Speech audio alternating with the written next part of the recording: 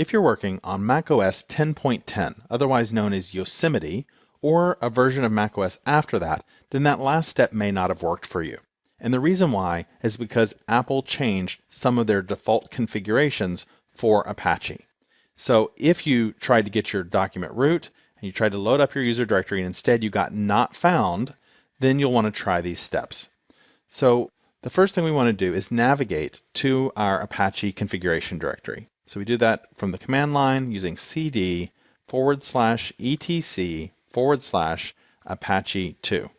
In that directory, if we type ls, we'll see that we have our configuration file here, httpd.conf. Remember, httpd is the nickname for Apache. So we're going to want to edit that file. We're going to do it with sudo to get our highest level of privileges using the nano text editor and then httpd.conf. We'll hit return. It will now open up the file in the text editor. It's a very long file with a lot of lines in it. We want to go right to the place that we're looking for, and we're going to do that by searching. You'll see at the bottom in the third column, there's an item for where is. If we type Control W, we get that feature, and that allows us to search the document. And we're going to search it for user_dir, all run together, USERDIR, hit return, and it will go right to the line that contains the user_dir module. And you can see that the user directory module, that is the code that Apache needs to work with user directories, like the user directory we're trying to create, has been commented out. And you can see that because if you go to the beginning of the line, you'll see that there is this hash or pound sign in front of the capital L. We want to remove that. That will now load this module. So now Apache will have all the code it needs to deal with our user directory. Next, we want to do another search using Control W again, and this time search for httpd-user_dir. When you do that, you'll see that it comes up with a line that says include and then list a place for user_dir config file. So we want to uncomment this line as well. Again, you'll use your arrow keys to navigate around. You can't use your mouse. We'll go back to the I and we'll erase that hash or pound sign that's at the beginning to uncomment that line. So now, when our main Apache configuration file loads up, it's going to load up the code having to deal with user directories, and then it's going to include this configuration file. All right, notice the path to that configuration file. It's inside our Apache 2 directory, inside extra, and then you'll see the name is httpd-user_dir.conf. So now we're ready to exit this file. Once we've made those two changes, Control X to get out, type a Y to save the changes, and hit return in order to keep the name that it suggests. All right, so let's take a look now in that extra directory, and let's look at that configuration file that's in there. We're going to do that using sudo nano extra/httpd-user_dir.conf. As soon as you type the U, you can hit the tab key and it'll complete the rest of it for you. We want to go ahead and take a look at that file, and we're going to make a change to it. Now this default user directory config file has lots of good defaults in it, but the part down here, if you notice this line, let me just use my mouse to highlight it, this line right here, you'll notice that it's commented out as well. And that's the line that tells Apache to not only load up its default configuration, but to go and get my customizations out of the users directory. Remember, that's what we did in the last movie. We added a file to be our custom configurations. So we just need to tell Apache, hey, Apache, also load up my file for me. That used to be a default. It loaded it automatically. Now we have to tell it here that we want it to load up those files. Control X to exit, Y to keep your changes, and return to accept the file name. Okay, so now that we've made those changes, let's run sudo apache ctl. But before we restart, let's run config test.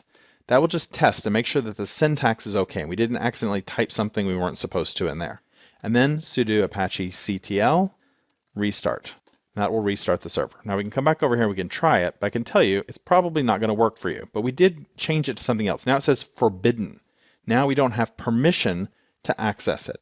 And that's because starting with Yosemite, Apple has begun shipping Apache version 2.4. And we can see that by using httpd:/v, and I have Apache 2.4 now. And there was a change in the way that permissions work in Apache 2.4.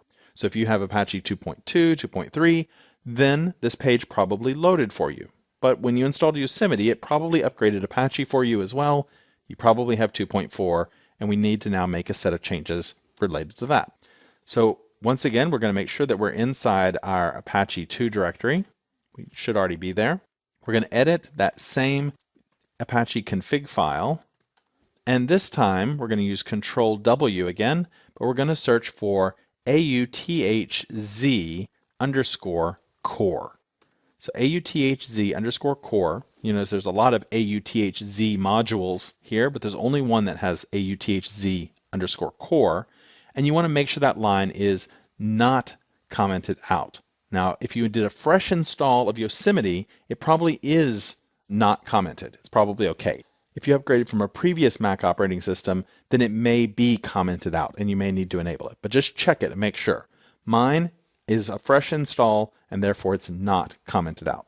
The second one we want to check for, again using Control W, is authz underscore host. So it went and it found that line for me. And again, you just want to make sure that this line is not commented out. So those are the two modules that we're going to need to use the new authorization scheme built into Apache 2.4. So once we've made sure we've uncommented both those lines, we know that Apache will have the code loaded for its new authorization scheme, the new permissions for how we access directories. So we'll hit Control X to exit. For me, I didn't have any changes, so it just exited immediately.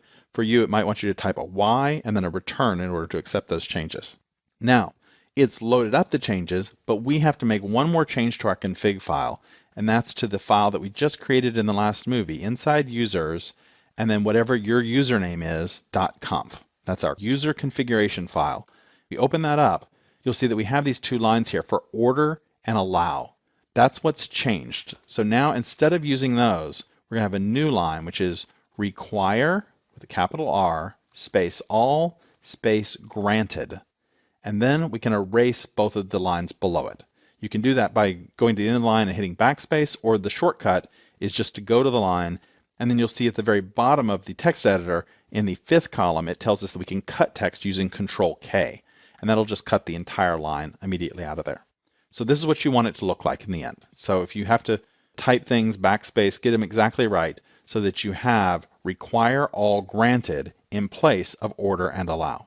Then Control X to exit, Y to save our changes, and return to accept the default name. Now, the last step, let's do sudo apache ctl config test. Everything's still okay, so let's do it this time, but we're going to restart the server with our new configuration. We'll come back over and we'll reload the page, and now we have permissions.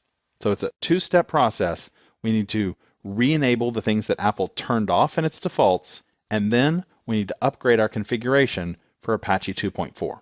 But once we've done that, we'll now have a document root that we can use for our PHP projects.